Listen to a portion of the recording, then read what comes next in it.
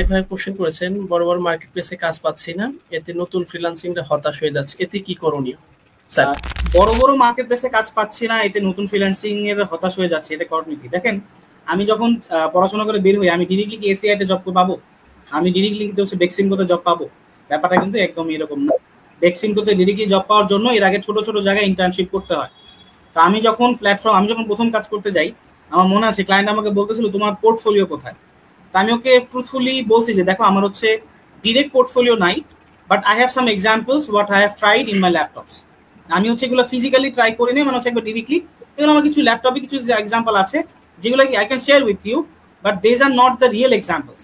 হ্যাঁ, আমি এভাবে ক্লায়েন্টকে ডিরেক্টলি ওপেনলি বলছি, দেখো আমার কাছে ওপেনলি এরকম নাই, বাট আমি যে ছোট ছোট অ্যাপ্লাই করছি। হ্যাঁ, এক্ষেত্রে আমরা কি করি, ঢোকার পরই ওই যে $150 $200 আমরা এইভাবে চিন্তা করি, আচ্ছা একটা কাজ পাইলে তো মোটামুটি আমার শেষ, বাসায় যে হচ্ছে বিয়ের প্রস্তাবটা বলবো, বাসা থেকে মেয়ে দেখা শুরু করবো। আমাদের টার্গেট থেকে এরকম যে একটা কাজ পাবো, ওই কাজ দিয়ে হচ্ছে সারাদিন লাইফ ইয়া করে ফেলবো। বাট কাজটা কিন্তু আসলে হচ্ছে ছোট ছোট দিয়ে স্টার্ট করতে হয়।